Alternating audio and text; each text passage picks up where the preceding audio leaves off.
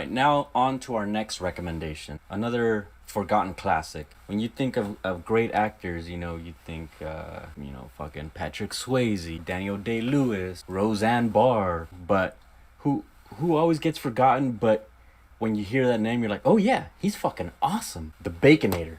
You know what I mean? Kevin Bacon him fucking self. He's up there in some of the best actor list ever. If I do say so myself, he just always kills it. Like there's a movie I saw recently where he was just like some like cop, and I was like, oh shit, I believe he's a cop. You know what I mean? It's Kevin Bacon, dude.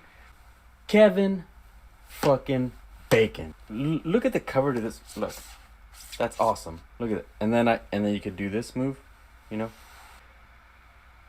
Okay, so this is right before the year 2000, 1999. Picture it.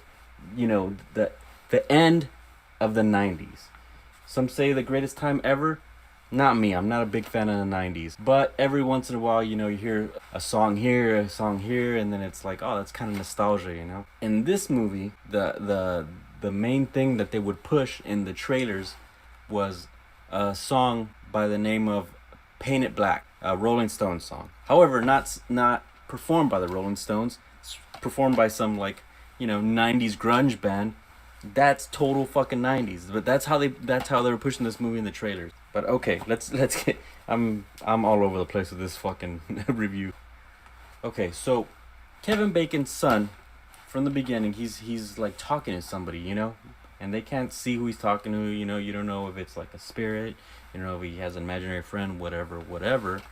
At a certain point, you find out that Kevin Bacon's wife's sister does hypnosis. She's that lady in the family, like, for all my Mexican friends, you always have that one aunt that does, brujeria. That one tia that's a little on the sketchy side. That's his wife's sister. She's the sketchy one of the family, And not to say a hypnosis is sketchy or whatever, but it's a little weird. So they're at some party with some other people, and they convince or Kevin Bacon's a little drunk, and he's like, hypnotize me.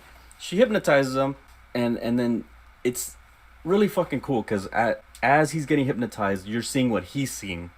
You don't see the party anymore. You're just seeing what he's seeing, and he's seeing like this dream sequence where he's in a movie theater, and I don't know, and the camera's floating over the movie, over the seats and all that, and it's fucking awesome. Just cool ass scene, So, but anyways, during the hypnosis part of it, she says something about, open up your mind.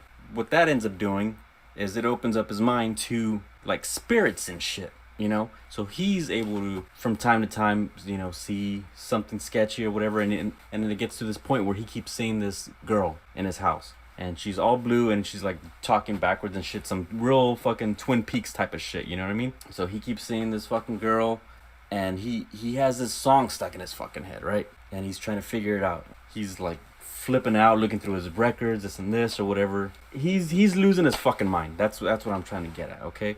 So basically the whole movie is him flipping the fuck out, trying to figure out what he's seeing. He gets to this point where he's like, I gotta dig. And then his wife's like, what are you talking about? He's like, don't worry about it, I gotta fucking dig. And he's digging holes in the yard, just tearing up his whole fucking yard, tearing up his fucking house. It's a fucking mess. So he's going crazy, and he's basically trying to solve a mystery without knowing that that's what the fuck he's doing. He has this itch in his head where it's like, I need to find out what I'm seeing, what my mind's going through. I need to, for some reason, something's telling me to dig, and he's trying to dig. That's what this. I don't want to give too much away. The ending's not super crazy or whatever, but the ride that you go on with this movie is fucking great. It's very fucking underrated. It's a very enjoyable movie. I watched it maybe 2-3 months ago, and I was like, this movie's still fucking rad, dude. In my opinion, this was a good way to end 1999 and move on to the 2000s. Like I said, this is very underrated. I highly recommend this. This is good stuff, man.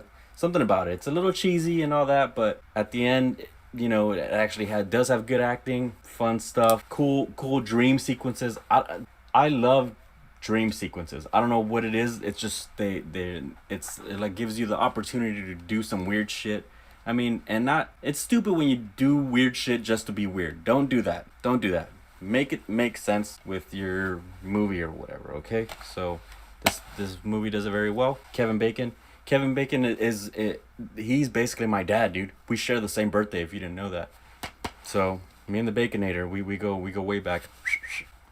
Stir of Echoes.